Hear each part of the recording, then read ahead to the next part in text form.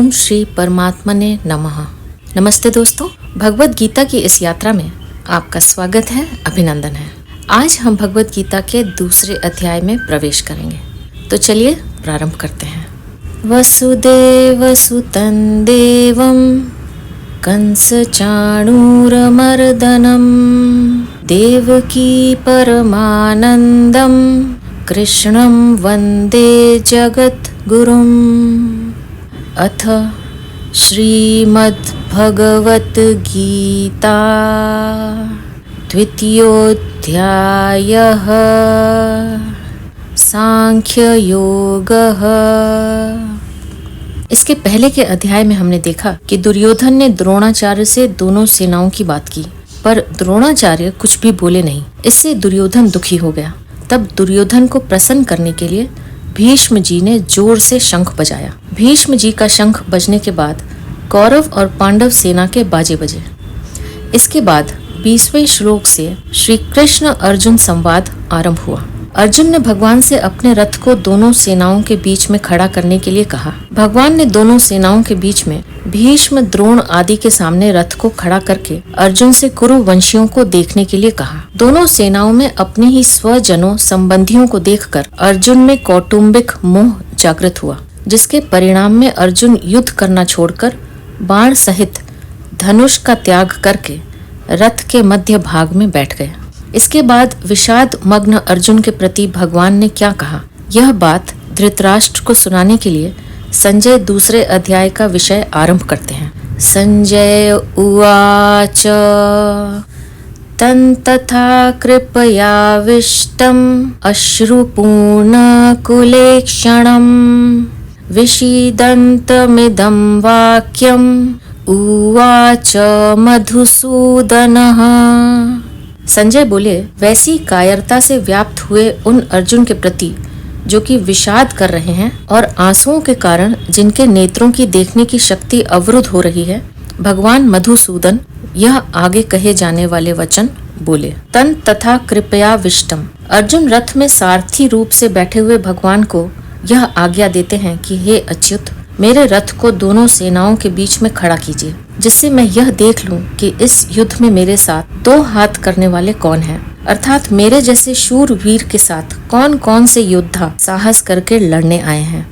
अपनी मौत सामने दिखते हुए भी मेरे साथ लड़ने की उनकी हिम्मत कैसे हुई। इस प्रकार जिस अर्जुन में युद्ध के लिए इतना उत्साह था, वे ही अर्जुन दोनों सेनाओं में अपने कुटुंबियों को देखकर उनके मरने की आशंका से मोहग्रस्त होकर इतने शोकाकुल हो गए हैं कि उनका शरीर शिथिल हो रहा है, मुख सूख रहा है, शरीर में कंपकपी आ रही है, रोंगटे खड़े हो रहे हैं, हाथ से धनुष गिर रहा है, त्वचा जल रही है, खड़े रहने की भी शक्ति नहीं रही और मन भी भ्रमित हो रहा है। कहाँ तो अर्जुन का यह स्वभाव न दैन्यम न पलायनम, और कहाँ अर्जुन का कायरता के दोष से शोकाविष्ट होकर रथ के मध्य भाग में बैठ जाना। बड़े आश्चर्य के साथ संजय यही भाव उपर्युक्त पदों से प्रकट कर रहे हैं। पहले अध्याय के 28वें श्लोक में भी संजय ने अर्जुन के लिए कृपया परयाविष्टः पदों का प्रयोग किया है। अश्रुपूर्णा कुलेक्षणम। अर्जुन जैसे महान शूरवीर के भीतर भी कौटुंबिक मोह छा गया और नेत्रों में आंसू भर आए। आंसू भी इतने ज्यादा भर आए कि नेत्रों से पूरी तरह देख भी नहीं सकते। विषीदन्तमिदं वाक्यम उवाच मधुसूदनः। इस प्रकार कायरता के कारण विषाद करते हुए अर्जुन से भगवान मधुसूदन ने आगे के दूसरे तीसरे श्लोकों में कहे जाने वाले वचन कहे।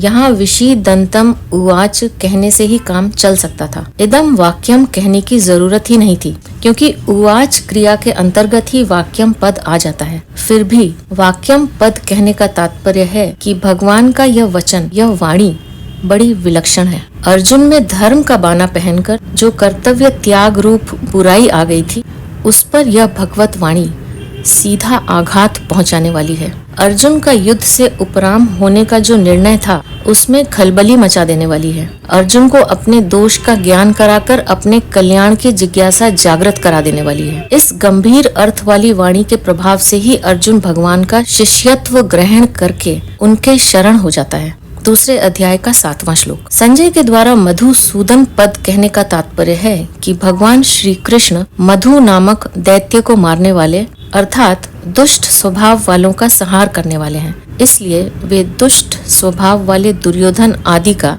नाश करवाए बिना रहेंगे नहीं। भगवान ने अर्जुन के प्रति कौन से वचन कहे, इसे आगे के 2 श्लोकों में कहते हैं। श्री भगवान उवाच कुतस्त्वाकश्मलमिदं विषमे समुपस्थितम् अनार्यजुष्टमस्वर्ग्यम् अकीर्तिकरमर्जुन। श्री भगवान बोले, हे अर्जुन, इस विषम अवसर पर तुम्हें यह कायरता कहाँ से प्राप्त हुई, जिसका कि श्रेष्ठ पुरुष सेवन नहीं करते, जो स्वर्ग को देने वाली नहीं है और कीर्ति करने वाली भी नहीं है। अर्जुन, यह संबोधन देने का तात्पर्य है कि तुम स्वच्छ निर्मल अंतःकरण वाले हो, अतः तुम्हारे स्वभाव में कालुष्य कायरता का आना बिल्कुल विरुद्ध बात है। फिर यह तुम्हारे में कैसे आ गई? कुतस्त्वा कश्मलमिदं विषमे समुपस्थितम। भगवान आश्चर्य प्रकट करते हुए अर्जुन से कहते हैं कि ऐसे युद्ध के मौके पर तो तुम्हारे में शूरवीरता उत्साह आना चाहिए था, पर इस बेमौके पर तुम्हारे में यह कायरता कहाँ से आ गई? आश्चर्य 2 तरह से होता है, अपने न जानने के कारण और दूसरे को चेताने के लिए। भगवान का यहाँ जो आश्चर्य पूर्वक बोलना है, यह केवल अर्जुन को चेताने के लिए है, जिससे अर्जुन का ध्यान अपने कर्तव्य पर चला जाए। कुतः कहने का तात्पर्य यह है कि मूल में यह कायरता रूपी दोष तुम्हारे में स्वयं में नहीं है, यह तो आगंतुक दोष है जो सदा रहने वाला नहीं है, चला जाएगा। समुपस्थितम कहने का तात्पर्य है कि यह कायरता केवल तुम्हारे भावों में और वचनों में ही नहीं आई है, किंतु तुम्हारी क्रियाओं में भी आ गई है। यह तुम्हारे पर अच्छी तरह से छा गई है, जिसके कारण तुम धनुष बाण छोड़कर रथ के मध्य भाग में बैठ गए हो। अनार्य जुष्टम, समझदार श्रेष्ठ मनुष्यों में जो भाव पैदा होते हैं वे अपने कल्याण के उद्देश्य को लेकर ही होते हैं। इसलिए श्लोक के उत्तरार्ध में भगवान सबसे पहले उपर्युक्त पद देकर कहते हैं कि तुम्हारे में जो कायरता आई है उस कायरता को श्रेष्ठ पुरुष स्वीकार नहीं करते, कारण कि तुम्हारी यह कायरता में अपने कल्याण की बात बिल्कुल नहीं है। कल्याण चाहने वाले श्रेष्ठ मनुष्य प्रवृत्ति और निवृत्ति दोनों में अपने कल्याण का ही उद्देश्य रखते हैं। उनमें अपने कर्तव्य के प्रति कायरता उत्पन्न नहीं होती। परिस्थिति के अनुसार उनको जो कर्तव्य प्राप्त हो जाता है उसको वे कल्याण प्राप्ति के उद्देश्य से उत्साह और तत्परता पूर्वक सांगोपांग करते हैं। वे तुम्हारे जैसे कायर होकर युद्ध से या अन्य किसी कर्तव्य कर्म से उपरत नहीं होते। अतः युद्ध रूप से प्राप्त कर्तव्य कर्म से उपरत होना तुम्हारे लिए कल्याणकारक नहीं है। अस्वर्ग्यम, कल्याण की बात सामने न रखकर अगर सांसारिक दृष्टि से भी देखा जाए तो संसार में स्वर्ग लोक ऊंचा है, परंतु तुम्हारी यह कायरता स्वर्ग को देने वाली भी नहीं है। अर्थात कायरता पूर्वक युद्ध से निवृत्त होने का फल स्वर्ग की प्राप्ति भी नहीं हो सकता।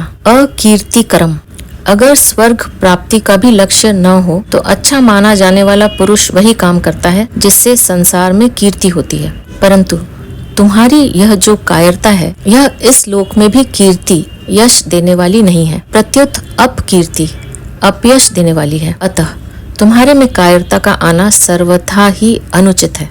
भगवान ने यहाँ अनार्यजुष्टम, अस्वर्ग्यम और अकीर्तिकरम ऐसा क्रम देकर 3 प्रकार के मनुष्य बताए हैं। पहला, जो विचारशील मनुष्य होते हैं वे केवल अपना कल्याण ही चाहते हैं, उनका ध्येय उद्देश्य केवल कल्याण का ही होता है। दूसरा, जो पुण्यात्मा मनुष्य होते हैं वे शुभ कर्मों के द्वारा स्वर्ग की प्राप्ति चाहते हैं, वे स्वर्ग को ही श्रेष्ठ मानकर उसकी प्राप्ति का ही उद्देश्य रखते हैं। और तीसरा, जो साधारण मनुष्य होते हैं वे संसार को ही आदर देते हैं, इसलिए वे संसार में अपनी कीर्ति चाहते हैं और उस कीर्ति को ही अपना ध्येय मानते हैं, लक्ष्य मानते हैं। ये तीनों पद देकर भगवान अर्जुन को सावधान करते हैं कि तुम्हारा जो यह युद्ध न करने का निश्चय है यह विचारशील और पुण्य आत्मा मनुष्यों के ध्येय कल्याण और स्वर्ग को प्राप्ति कराने वाला भी नहीं है, तथा साधारण मनुष्यों के ध्येय कीर्ति को प्राप्त कराने वाला भी नहीं है। अतः मोह के कारण तुम्हारा युद्ध न करने का निश्चय बहुत ही तुच्छ है, जो कि तुम्हारा पतन कराने वाला है, तुम्हें नरकों में ले जाने वाला है और तुम्हारी अपकीर्ति करने वाला होगा। कायरता आने के बाद अब क्या करें? इस जिज्ञासा को दूर करने के लिए भगवान कहते हैं, क्लैब्यं मास्मगमः पार्थ नैतत् वैयुपपद्यते शुद्रं हृदय दौर्बल्यं त्यक्त्वोत्तिष्ठ परन्तप। हे पृथानंदन अर्जुन, इस नपुंसकता को मत प्राप्त हो, क्योंकि तुम्हारे में यह उचित नहीं है। हे परंतप, हृदय की इस तुच्छ दुर्बलता का त्याग करके युद्ध के लिए खड़े हो जाओ। पृथा यानी कुंती के पुत्र होने से अर्जुन का एक नाम पार्थ भी है। पार्थ संबोधन भगवान की अर्जुन के साथ प्रियता और घनिष्ठता का द्योतक है। गीता में भगवान ने 38 बार पार्थ संबोधन का प्रयोग किया है। अर्जुन के अन्य सभी संबोधनों की अपेक्षा पार्थ संबोधन का प्रयोग अधिक हुआ है। इसके बाद सबसे अधिक प्रयोग कौन्तेय संबोधन का हुआ है, जिसकी आवृत्ति कुल 24 बार हुई है। भगवान को अर्जुन से जब कोई विशेष बात कहनी होती है या कोई आश्वासन देना होता है या उनके प्रति भगवान का विशेष रूप से प्रेम उमड़ता है, तब भगवान उन्हें पार्थ कहकर पुकारते हैं। इस संबोधन के प्रयोग से मानो वे स्मरण कराते हैं कि तुम मेरी बुआ यानी पृथा कुंती के लड़के तो हो ही, साथ ही साथ मेरे प्यारे भक्त और सखा भी हो। अतः मैं तुम्हें विशेष गोपनीय बात बताता हूँ और जो कुछ भी कहता हूँ सत्य तथा केवल तुम्हारे हित के लिए कहता हूँ। चौथे अध्याय का 3रा श्लोक। पार्थ माता पृथा कुंती के संदेश की याद दिलाकर अर्जुन के अंतःकरण में क्षत्रियोचित वीरता का भाव जागृत करने के लिए भगवान अर्जुन को पार्थ नाम से संबोधित करते हैं। तात्पर्य है कि अपने में कायरता लाकर तुम्हें माता की आज्ञा का उल्लंघन नहीं करना चाहिए। क्लैब्यम मा स्म गमः।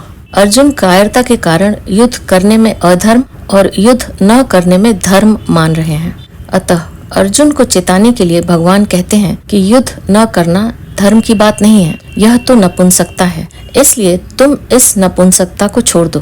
तुम्हारे में यह नपुंसकता नहीं आनी चाहिए, क्योंकि तुम कुंती जैसी वीर शत्राणी माता के पुत्र हो और स्वयं भी शूरवीर हो। तात्पर्य है कि जन्म से और प्रकृति से भी यह नपुंसकता तुम्हारे में सर्वथा अनुचित है। परंतप, तुम स्वयं परंतप हो, अर्थात शत्रुओं को तपाने वाले, भगाने वाले हो।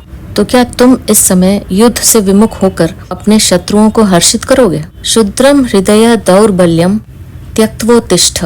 यहाँ शुद्रम पद के 2 अर्थ होते हैं। यह हृदय की दुर्बलता, तुच्छता को प्राप्त कराने वाली है, अर्थात मुक्ति, स्वर्ग अथवा कीर्ति को देने वाली नहीं है। अगर तुम इस तुच्छता का त्याग नहीं करोगे तो स्वयं तुच्छ हो जाओगे, और यह हृदय की दुर्बलता तुच्छ चीज है। तुम्हारे जैसे शूरवीर के लिए ऐसी तुच्छ चीज का त्याग करना कोई कठिन काम नहीं है।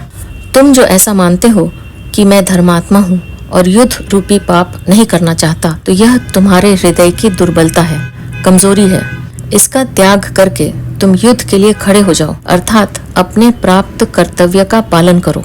यहाँ अर्जुन के सामने युद्ध रूप कर्तव्य कर्म है, इसलिए भगवान कहते हैं कि उठो, खड़े हो जाओ और युद्ध रूप कर्तव्य का पालन करो। भगवान के मन में अर्जुन के कर्तव्य के विषय में जरा सा भी संदेह नहीं है। वे जानते हैं कि सभी दृष्टियों से अर्जुन के लिए युद्ध करना ही कर्तव्य है। अतः अर्जुन की थोथी युक्तियों की परवाह न करके उनको अपने कर्तव्य का पालन करने के लिए चट आज्ञा देते हैं कि पूरी तैयारी के साथ युद्ध करने के लिए खड़े हो जाओ।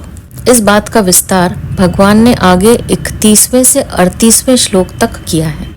पहले अध्याय में अर्जुन ने युद्ध न करने के विषय में बहुत सी युक्तियां, दलीलें दी थी। उन युक्तियों का कुछ भी आदर न करके भगवान ने एकाएक अर्जुन को कायरता रूप दोष के लिए जोर से फटकारा और युद्ध के लिए खड़े हो जाने के लिए आज्ञा दी। इस बात को लेकर अर्जुन भी अपनी युक्तियों का समाधान न पाकर एकाएक उत्तेजित होकर बोल उठे। अर्जुन उवाच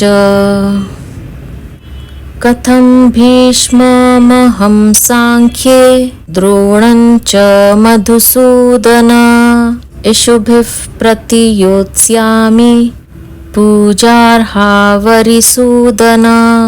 अर्जुन बोले, हे मधुसूदन, मैं रणभूमि में भीष्म और द्रोण के साथ बाणों से कैसे युद्ध करूं, क्योंकि हे अरिसूदन, ये दोनों ही पूजा के योग्य हैं।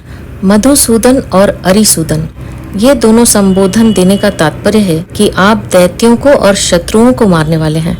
अर्थात जो दुष्ट स्वभाव वाले, अधर्म में आचरण करने वाले और दुनिया को कष्ट देने वाले मधु, कैटभ आदि दैत्य हैं, उनको भी आपने मारा है। और जो बिना कारण द्वेष रखते हैं, अनिष्ट करते हैं, ऐसे शत्रुओं को भी आपने मारा है। परंतु मेरे सामने तो पितामह भीष्म और आचार्य द्रोण खड़े हैं, जो आचरणों में सर्वथा श्रेष्ठ हैं, मेरे पर अत्यधिक स्नेह रखने वाले हैं और प्यार पूर्वक मेरे को शिक्षा देने वाले हैं। ऐसे मेरे परम हितैषी दादाजी और विद्या गुरु को मैं कैसे मारूं? कथम भीष्ममहं संख्ये द्रोणंच। मैं कायरता के कारण युद्ध से विमुख नहीं हो रहा हूँ, प्रत्युत धर्म को देखकर युद्ध से विमुख हो रहा हूँ। परंतु आप कह रहे हैं कि यह कायरता, यह नपुंसकता तुम्हारे में कहाँ से आ गई? आप जरा सोचें कि मैं पितामह भीष्म और आचार्य द्रोण के साथ बाणों से युद्ध कैसे करूं? महाराज, यह मेरी कायरता नहीं है। कायरता तो तब कही जाए जब मैं मरने से डरूं। मैं मरने से नहीं डर रहा हूं, प्रत्युत मारने से डर रहा हूं। संसार में दो ही तरह के संबंध मुख्य हैं, जन्म संबंध और विद्या संबंध। जन्म के संबंध से तो पितामह भीष्म हमारे पूजनीय हैं। बचपन से ही मैं उनकी गोद में पला हूँ। बचपन में जब मैं उनको पिताजी पिताजी कहता, तब वे प्यार से कहते कि मैं तो तेरे पिता का भी पिता हूँ। इस तरह वे मेरे पर बड़ा ही प्यार स्नेह रखते आए हैं। विद्या के संबंध से आचार्य द्रोण हमारे पूजनीय हैं। वे मेरे विद्या गुरु हैं। उनका मेरे पर इतना स्नेह है कि उन्होंने खास अपने पुत्र अश्वत्थामा को भी मेरे समान नहीं पढ़ाया। उन्होंने ब्रह्मास्त्र को चलाना तो दोनों को ही सिखाया, पर ब्रह्मास्त्र का उपसंहार करना मेरे को ही सिखाया, अपने पुत्र को नहीं। उन्होंने मेरे को यह वरदान भी दिया है कि मेरे शिष्यों में अस्त्र शस्त्र कला में तुम्हारे से बढ़कर दूसरा कोई नहीं होगा। ऐसे पूजनीय पितामह भीष्म और आचार्य द्रोण के सामने तो वाणी से रे तू ऐसा कहना भी अपनी हत्या करने के समान पाप है। फिर मारने की इच्छा से उनके साथ बाणों से युद्ध करना कितने भारी पाप की बात है।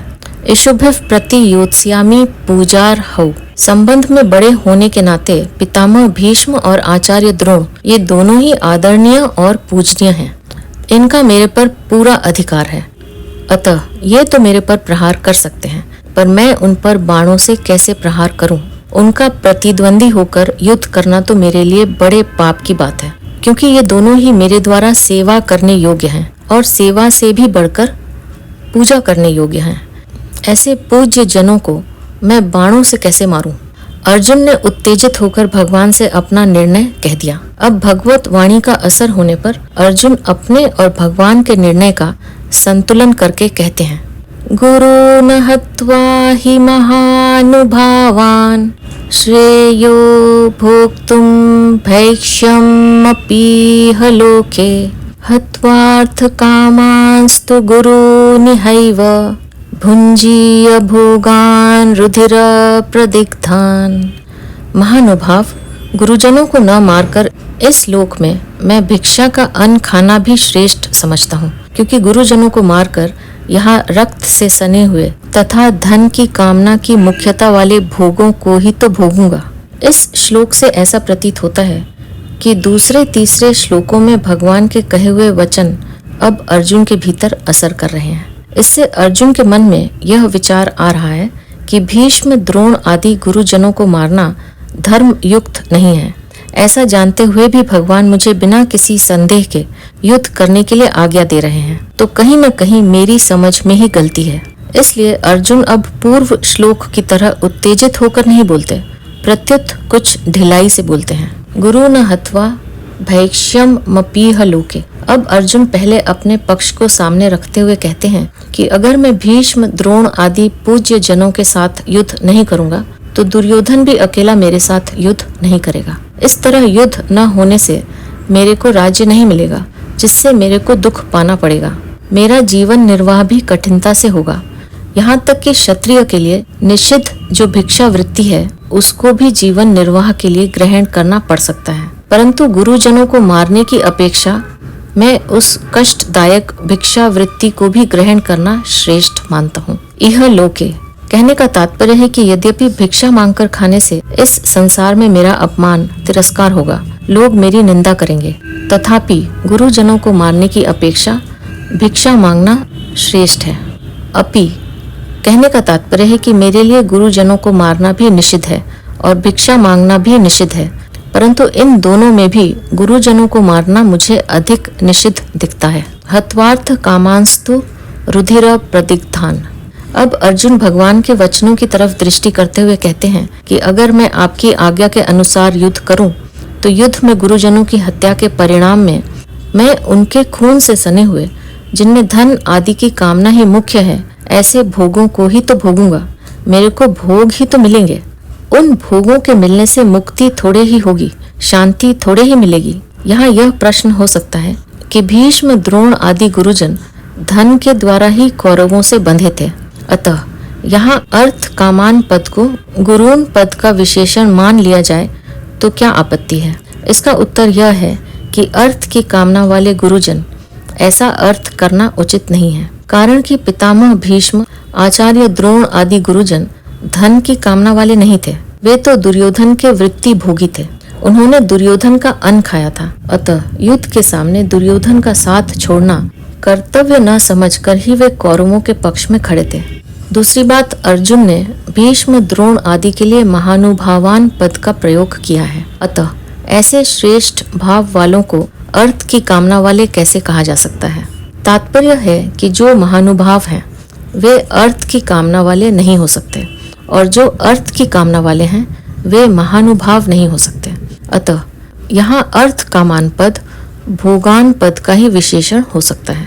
विशेष बात यहाँ यह है कि भगवान ने दूसरे तीसरे श्लोकों में अर्जुन के कल्याण की दृष्टि से ही उन्हें कायरता को छोड़कर युद्ध के लिए खड़ा होने की आज्ञा दी थी, परंतु अर्जुन उल्टा ही समझे, अर्थात वे समझे कि भगवान राज्य का भोग करने की दृष्टि से युद्ध की आज्ञा देते हैं। पहले तो अर्जुन का युद्ध न करने का एक ही पक्ष था, जिससे वे धनुष बाण छोड़कर और शोकाविष्ट होकर रथ के मध्य भाग में बैठ गए थे। पहले अध्याय का 47वां श्लोक। परंतु युद्ध करने का पक्ष तो भगवान के कहने से ही हुआ है। तात्पर्य है कि अर्जुन का भाव था कि हम लोग तो धर्म को जानते हैं, पर दुर्योधन आदि धर्म को नहीं जानते, इसलिए वे धन, राज्य आदि के लोभ से युद्ध करने के लिए तैयार खड़े हैं। अब वही बात अर्जुन यहाँ अपने लिए कहते हैं कि अगर मैं भी आपकी आज्ञा के अनुसार युद्ध करूं, तो परिणाम में गुरुजनों के रक्त से सने हुए धन, राज्य आदि को ही प्राप्त करूंगा। इस तरह अर्जुन को युद्ध करने में बुराई ही बुराई दिखाई दे रही है।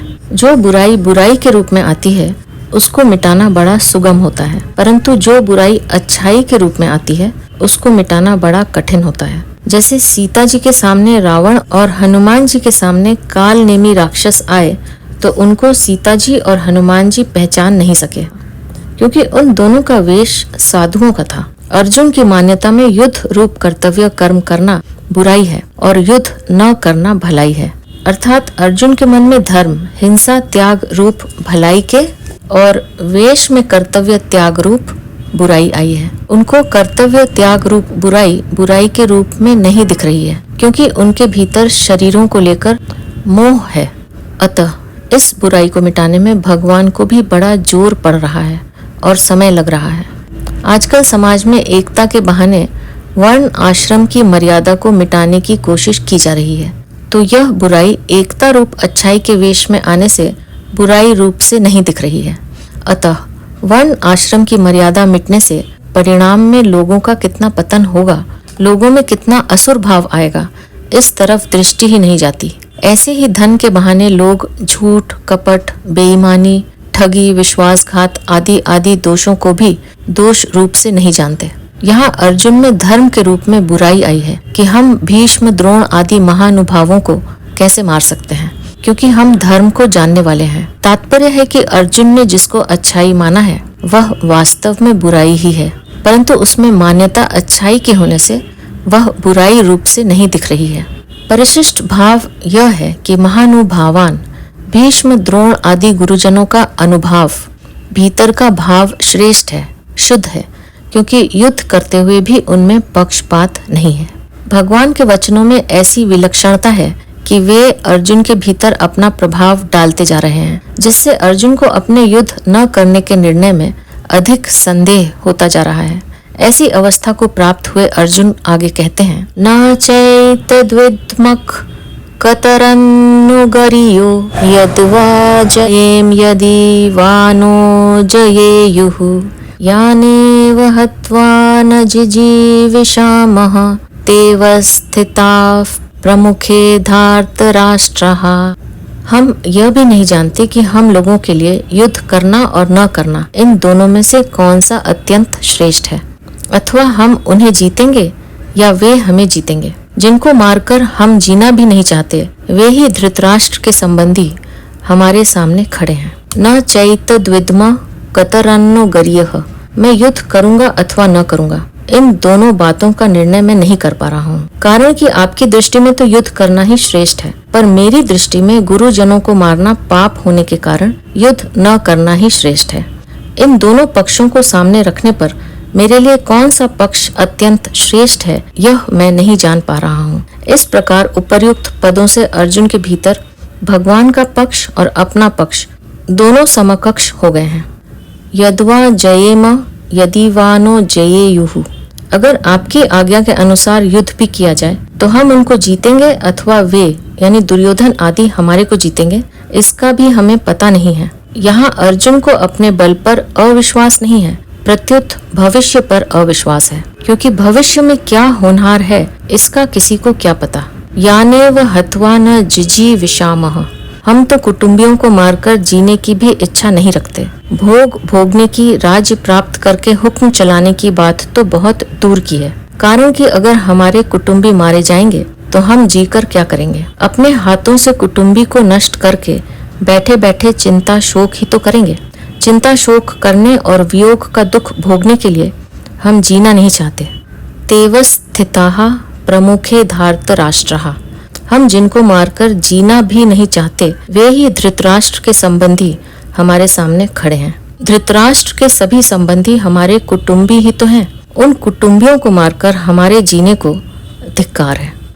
अपने कर्तव्य का निर्णय करने में अपने को असमर्थ पाकर अब अर्जुन व्याकुलता पूर्वक भगवान से प्रार्थना करते हैं। कार्पण्य दोषोपहत स्वभावः पृच्छामि त्वां धर्म सम्मूढचेताः यच्छ्रेयस्यानिश्चितं ब्रूहि तन्मे शिष्यस्तेऽहं शाधिमान् त्वां प्रपन्नम्। कायरता रूप दोष से तिरस्कृत स्वभाव वाला और धर्म के विषय में मोहित अंतःकरण वाला मैं आपसे पूछता हूँ कि जो निश्चित कल्याण करने वाली हो वह बात मेरे लिए कहिए। मैं आपका शिष्य हूँ, आपके शरण हुए मुझे शिक्षा दीजिए। कार्पण्य दोषोपहत स्वभावः पृच्छामि त्वां धर्म सम्मूढचेतः। यद्यपि अर्जुन अपने मन में युद्ध से सर्वथा निवृत्त होने को सर्वश्रेष्ठ नहीं मानते थे, तथापि पाप से बचने के लिए उनको युद्ध से उपराम होने के सिवाय दूसरा कोई उपाय भी नहीं दिखता था।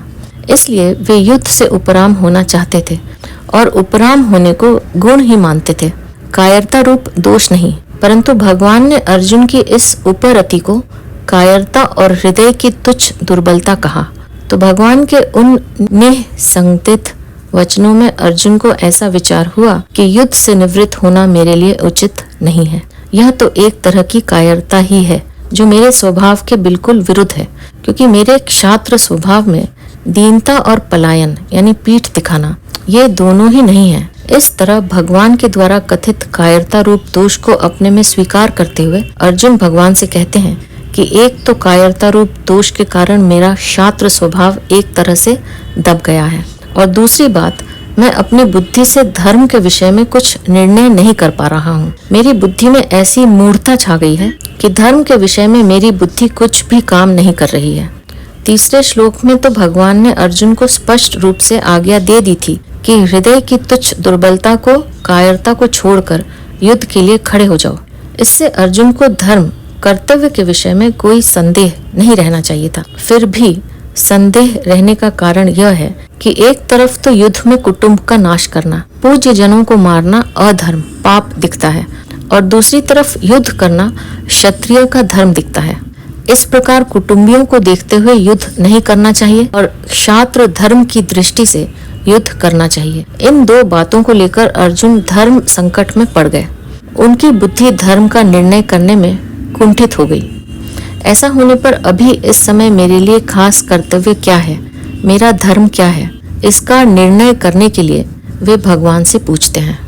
यत् श्रेयस्या निश्चितम ब्रूहि तन्मे। इसी अध्याय के दूसरे श्लोक में कि तू जो कायरता के कारण युद्ध से निवृत्त हो रहा है, तेरा यह आचरण अनार्यजुष्ट है, अर्थात श्रेष्ठ पुरुष ऐसा आचरण नहीं करते।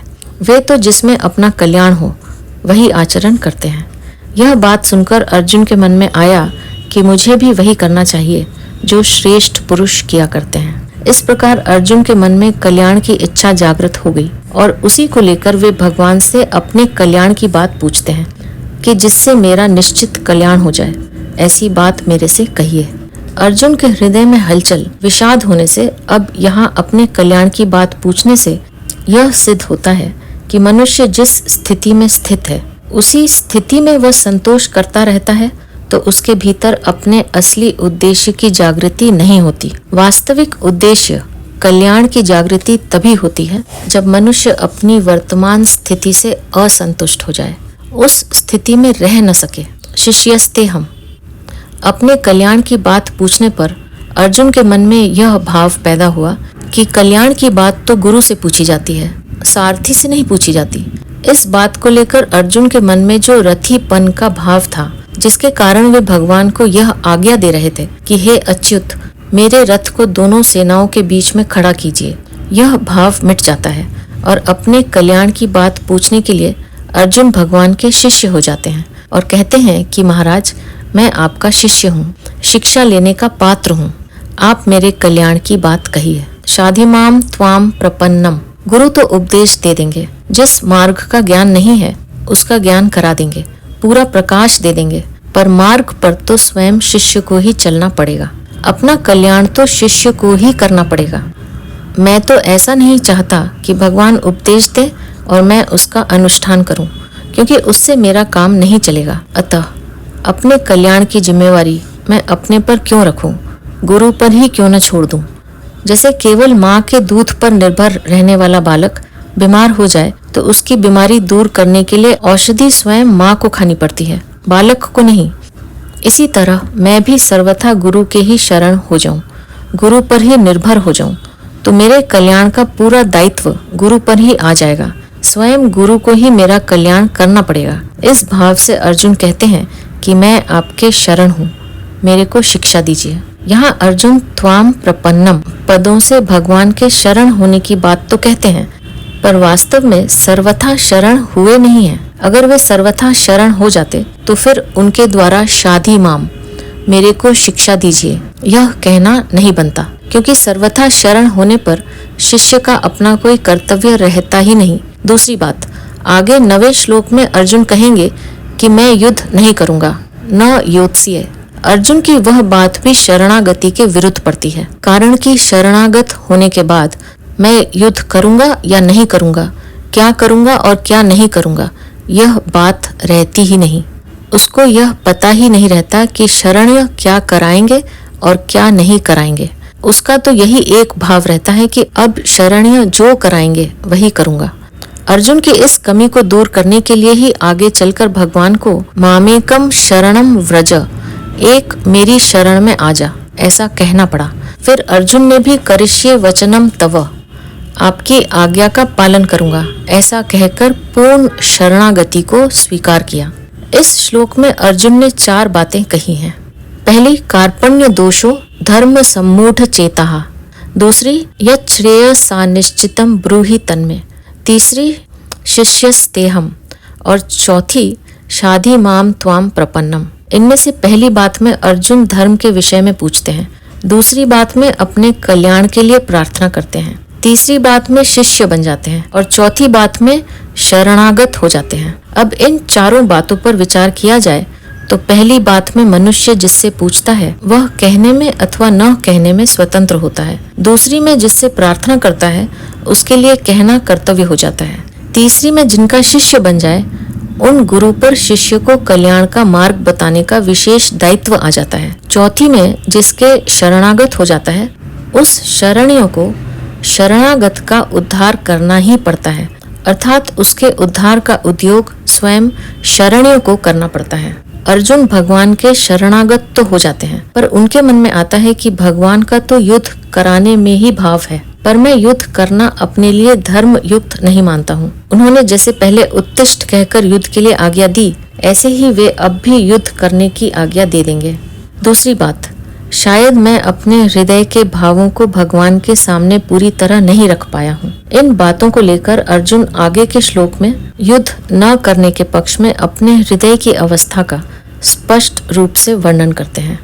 नहि प्रपश्यामि ममापनुद्यात् यच्छोकमुच्छोषणमिन्द्रियाणाम् अवाप्य भूमा वसपत्नमृद्धम् राज्यं सुराणामपि चाधिपत्यम। कारण कि पृथ्वी पर धन धान्य समृद्ध शत्रु रहित राज्य तथा स्वर्ग में देवताओं का अधिपत्य मिल जाए तो भी इंद्रियों को सुखाने वाला मेरा जो शोक है वह दूर हो जाए, ऐसा मैं नहीं देखता हूँ। अर्जुन सोचते हैं कि भगवान ऐसा समझते होंगे कि अर्जुन युद्ध करेगा तो उसकी विजय होगी और विजय होने पर उसको राज्य मिल जाएगा, जिससे उसके चिंता शोक मिट जाएंगे और संतोष हो जाएगा। परंतु शोक के कारण मेरी ऐसी दशा हो गई है कि विजय होने पर भी मेरा शोक दूर हो जाए, ऐसी बात मैं नहीं देखता। अवाप्य भूमा वसपत्न मृद्धम राज्यम।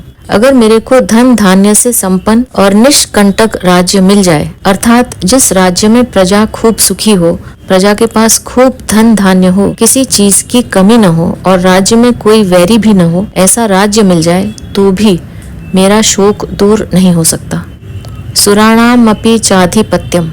इस पृथ्वी के तुच्छ भोगों वाले राज्य की तो बात ही क्या, इंद्र का दिव्य भोगों वाला राज्य भी मिल जाए तो भी मेरा शोक जलन चिंता दूर नहीं हो सकती। अर्जुन ने पहले अध्याय में यह बात कही थी कि मैं न विजय चाहता हूँ, न राज्य चाहता हूँ और न सुख ही चाहता हूँ, क्योंकि उस राज्य से क्या होगा, उन भोगों से क्या होगा और उस जीने से क्या होगा जिसके लिए हम राज्य भोग एवं सुख चाहते हैं, वे ही मरने के लिए सामने खड़े हों। पहले अध्याय का 32वां 33वां श्लोक। यहाँ अर्जुन कहते हैं कि पृथ्वी का धन धान्य संपन्न और निष्कंटक राज्य मिल जाए तथा देवताओं का अधिपत्य मिल जाए तो भी मेरा शोक दूर नहीं हो सकता, मैं उनसे सुखी नहीं हो सकता। वहाँ पहले अध्याय के 32वें 33वें श्लोक में तो कौटुंबिक ममता की वृत्ति ज्यादा होने से अर्जुन की युद्ध से उपरति हुई है, पर यहाँ उनकी जो उपरति हो रही है वह अपने कल्याण की वृद्धि पैदा होने से हो रही है। अतः वहाँ की उपरति और यहाँ की उपरति में बहुत अंतर है। न ही प्रपश्यामि ममापनुदाद्य छोकम उच्छेषणम इंद्रियाणाम। जब कुटुंबियों के मरने की आशंका से ही मेरे को इतना शोक हो रहा है, तब उनके मरने पर मेरे को कितना शोक होगा। अगर मेरे को राज्य के लिए शोक होता तो वह राज्य के मिलने से मिट जाता, परंतु कुटुंब के नाश की आशंका से होने वाला शोक राज्य के मिलने से कैसे मिटेगा। शोक का मिटना तो दूर रहा, प्रत्युत शोक और बढ़ेगा, क्योंकि युद्ध में सब मारे जाएंगे तो मिले हुए राज्य को कौन भोगेगा, यह किसके काम आएगा। अतः पृथ्वी का राज्य और स्वर्ग का अधिपत्य मिलने पर भी इंद्रियों को सुखाने वाला मेरा शोक दूर नहीं हो सकता। प्राकृत पदार्थों के प्राप्त होने पर भी मेरा शोक दूर हो जाए, यह मैं नहीं देखता हूँ। ऐसा कहने के बाद अर्जुन ने क्या किया, इसका वर्णन संजय आगे के श्लोक में करते हैं। संजय उवाच एवमुक्त्वा ऋषिकेशं गुडाकेशः परन्तप न योत्स्य इति गोविंदम उक्त्वा तूष्णीं बभूवः। संजय बोले, हे शत्रुतापन धृतराष्ट्र, ऐसा कहकर निद्रा को जीतने वाले अर्जुन अंतर्यामी भगवान गोविंद से मैं युद्ध नहीं करूंगा, ऐसा साफ साफ कहकर चुप हो गए। एव मुक्त्वा ऋषिकेशम बभूवः। अर्जुन ने अपना और भगवान का दोनों का पक्ष सामने रखकर उन पर विचार किया, तो अंत में वे इसी निर्णय पर पहुंचे कि युद्ध करने से तो अधिक से अधिक राज्य प्राप्त हो जाएगा, मान हो जाएगा, संसार में यश हो जाएगा, परंतु मेरे हृदय में जो शोक है, चिंता है, दुख है, वे दूर नहीं होंगे। अतः अर्जुन को युद्ध न करना ही ठीक मालूम दिया। यद्यपि अर्जुन भगवान की बात का आदर करते हैं और उसको मानना भी चाहते हैं, परंतु उनके भीतर युद्ध करने की बात ठीक ठाक जंच नहीं रही है। इसलिए अर्जुन अपने भीतर जंची हुई बात को ही यहाँ स्पष्ट रूप से साफ साफ कह देते हैं कि मैं युद्ध नहीं करूँगा। इस प्रकार जब अपनी बात, अपना निर्णय भगवान से साफ साफ कह दिया, तब भगवान से कहने के लिए और कोई बात बाकी नहीं रही, अतः वे चुप हो जाते हैं। जब अर्जुन ने युद्ध करने के लिए साफ मना कर दिया, तब उसके बाद क्या हुआ, इसको संजय आगे के श्लोक में बताते हैं। तमुवाच ऋषिकेशः प्रहसन्निव भारत सेनयोरुभयोर्मध्ये विषीदन्तमिदं वचः। हे भरत वंशोद्भव धृतराष्ट्र, दोनों सेनाओं के मध्यम भाग में विषाद करते हुए उस अर्जुन के प्रति हंसते हुए भगवान ऋषिकेश यह आगे कहे जाने वाले वचन बोले। वशीदन्तमिदं वच। अर्जुन ने बड़ी शूरवीरता और उत्साह पूर्वक योद्धाओं को देखने के लिए भगवान से दोनों सेनाओं के बीच में रथ खड़ा करने के लिए कहा था। अब वहीं पर अर्थात दोनों सेनाओं के बीच में अर्जुन विषाद मग्न हो गए। वास्तव में होना यह चाहिए था कि जिस उद्देश्य से आए थे उस उद्देश्य के अनुसार युद्ध के लिए खड़े हो जाते, परंतु उस उद्देश्य को छोड़कर अर्जुन चिंता शोक में फंस गए। अतः अब दोनों सेनाओं के बीच में ही भगवान शोक मग्न अर्जुन को उपदेश देना प्रारंभ करते हैं। प्रहसन्निव विशेषता से हंसते हुए की तरह। तात्पर्य है कि अर्जुन के भाव बदलने को देखकर, अर्थात पहले जो युद्ध करने का भाव था वह अब विषाद में बदल गया।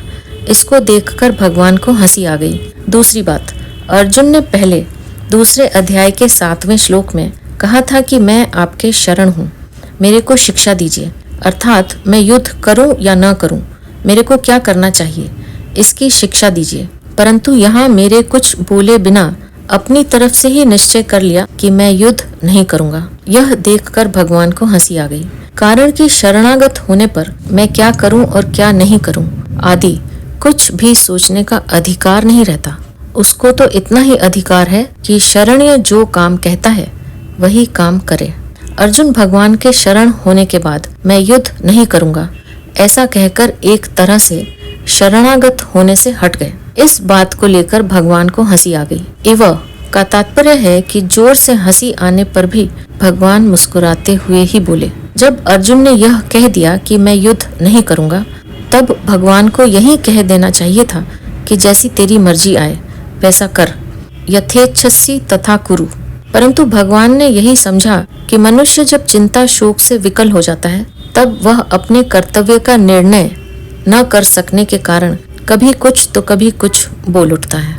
यही दशा अर्जुन की हो रही है। अतः भगवान के हृदय में अर्जुन के प्रति अत्यधिक स्नेह होने के कारण कृपालुता उमड़ पड़ी, कारण कि भगवान साधक के वचनों की तरफ ध्यान न देकर उसके भाव की तरफ ही देखते हैं। इसलिए भगवान अर्जुन के मैं युद्ध नहीं करूंगा इस वचन की तरफ ध्यान न देकर आगे के श्लोक से उपदेश आरंभ कर देते हैं। जो वचन मात्र से भी भगवान के शरण हो जाता है, भगवान उसको स्वीकार कर लेते हैं। भगवान के हृदय में प्राणियों के प्रति कितनी दयालुता है। ऋषिकेश कहने का तात्पर्य है कि भगवान अंतर्यामी हैं, अर्थात प्राणियों के भीतरी भावों को जानने वाले हैं। भगवान अर्जुन के भीतरी भावों को जानते हैं कि अभी तो कौटुंबिक मोह के वेग के कारण और राज्य मिलने से अपना शोक मिटता न दिखने के कारण यह कह रहा है कि मैं युद्ध नहीं करूंगा, परंतु जब इसको स्वयं चेत होगा तब यह बात ठहरेगी नहीं और मैं जैसा कहूंगा वैसा ही यह करेगा। इदम वचः उवाच पदों में केवल उवाच कहने से ही काम चल सकता था, क्योंकि उवाच के अंतर्गत वचः पद का अर्थ आ जाता है। अतः वचः पद देना पुनरुक्ति दोष दिखता है, परंतु वास्तव में यह पुनरुक्ति दोष नहीं है, प्रत्युत इसमें एक विशेष भाव भरा हुआ है। अभी आगे के श्लोक से भगवान जिस रहस्यमय ज्ञान को प्रकट करके उसे सरलता से सुबोध भाषा में समझाते हुए बोलेंगे, उसकी तरफ लक्ष्य करने के लिए यहाँ वचः पद दिया गया है। धर्म भूमि कुरुक्षेत्र के एक भाग में कौरव सेना खड़ी है और दूसरे भाग में पांडव सेना। दोनों सेनाओं के मध्य भाग में श्वेत घोड़ों से युक्त एक महान रथ खड़ा है। उस रथ के एक भाग में भगवान कृष्ण बैठे हैं और एक भाग में अर्जुन। अर्जुन के निमित्त मनुष्य मात्र का कल्याण करने के लिए भगवान अपना अलौकिक उपदेश आरंभ करते हैं और सर्वप्रथम शरीर तथा शरीर के विभाग का वर्णन करते हैं। इसके आगे भगवान अर्जुन को क्या उपदेश देते हैं, उन श्लोकों को लेकर हम अपनी अगली प्रस्तुति में फिर उपस्थित होंगे। अब मैं आपसे आज्ञा लूंगी। आप अपना ध्यान रखिए, हमेशा खुश रहिए, मुस्कुराते रहिए। आपका बहुत बहुत धन्यवाद। ओम श्री परमात्मने नमः।